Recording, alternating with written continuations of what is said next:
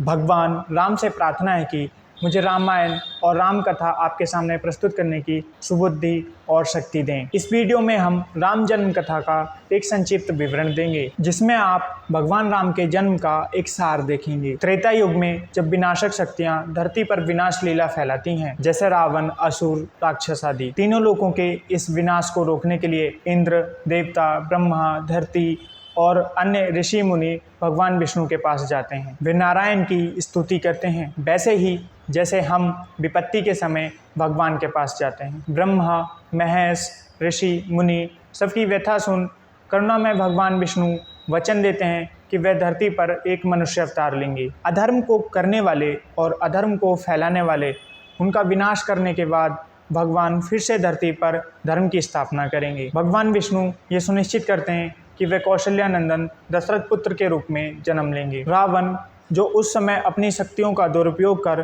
पृथ्वी पर विनाश लीला फैला रहा था। रावण इतना बड़ा ज्ञानी था कि उसके द्वारा रचित शिव तांडव आज भी शिव पूजा के लिए गाया जाता है। संस्कृत का प्रखंड विद्वान था रावण, शास्त्रों का महान ज्ञाता था रावण। चलत दशानन डोलत अवनी, गर्जत गर्भ सर्वहि सुर रवनी। रावण आवत सुनहु सकोहा, देवन्नह तके मेरुगिरि खोहा। मतलब रावण के चलने मात्र से पृथ्वी डगमगाने लगती थी और उसकी गर्जना मात्र से देवमनियों के गर्भ गिर जाते थे। रावण को क्रोधित देख देवतागण सुमेरु पर्वत की गुफाओं में आश्रय लिया करते थे। इतना बलशाली विनाशक रावण अपनी शक्तियों में चूर धरती के विनाशक के जैसे पाप कर्म कर रहा था। रावण ने मनुष्य और बंदरों को यानी वानर को नीचा समझा हुआ था। जब रावण भगवान शिव और ब्रह्मा से वरदान मांगता है, तब रावण देवता, असुर, मुनि, ऋषि, किन्नर, गंधर्व, सर्प आदि सब से ये वरदान मांगता है कि उसे कोई ना मार पाए।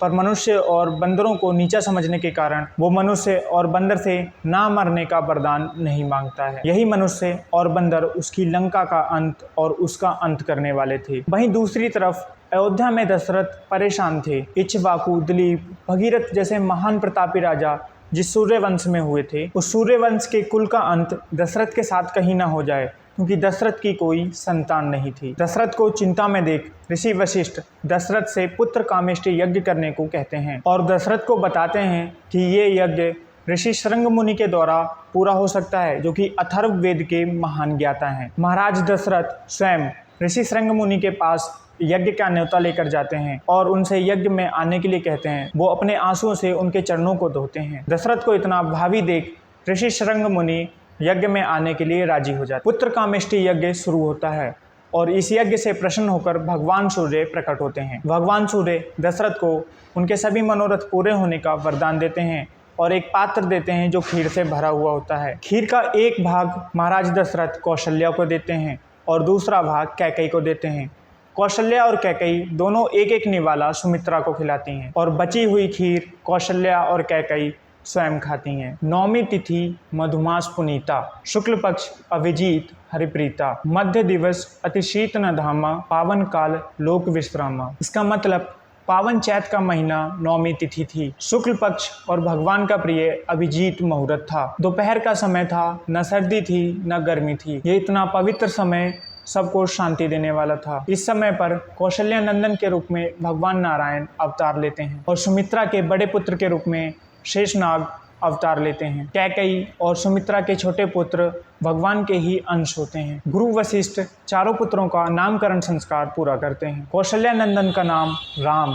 राम इतना पवित्र और इतना विशाल जिसमें सारा ब्रह्मांड समा जाए। कैकेयी नंदन का नाम भरत, जो धर्म का प्रतीक है। सुमित्रा नंदन का नाम लक्ष्मण और शत्रुघ्न। शत्रुघ्न जिसे शत्रु डर कर कांपते हैं। आज की वीडियो में हम भगवान राम के जन्म की कथा को देख चुके हैं। अगली वीडियो में हम इससे आगे की कथा को देखेंगे और सुनेंगे। भगवान नारायण, भगवान विष्णु का राम अवतार केवल रावण को मारने के लिए नहीं था, बल्कि धर्म की वो परिभाषा बताने के लिए था जो आज कहीं नहीं दिखती है। भगवान विष्णु राम अवतार में मर्यादा, परोपकार, सेवा, सबूरी और त्याग की ऐसी भावना दिखाते हैं और हमें सिखाते हैं जिसे हम कोई भी मनुष्य, कोई भी प्राणी अपने जीवन में लाकर अपने जीवन को आइडियल जीवन, एक आदर्श जीवन बना सकता है। भगवान हर स्वरूप में अपने भक्तों का उद्धार ही करते हैं, पर आज के समय में रावण जो हमारे मन, हमारे दिमाग में बैठा है, रावण जैसी हमारी मानसिकता है, वो मानसिकता में बैठा रावण, वो हमारे मन में बैठा रावण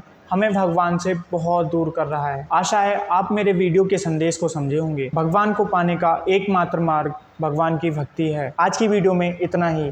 अगर आपको हमारे द्वारा बताई गई राम कथा पसंद आई है तो चैनल को सब्सक्राइब कीजिए, क्योंकि इसका आगे का पार्ट जल्द ही आएगा और ऐसे ऐसे करके मैं धीरे धीरे एक संपूर्ण राम कथा आपको बताता जाऊँगा।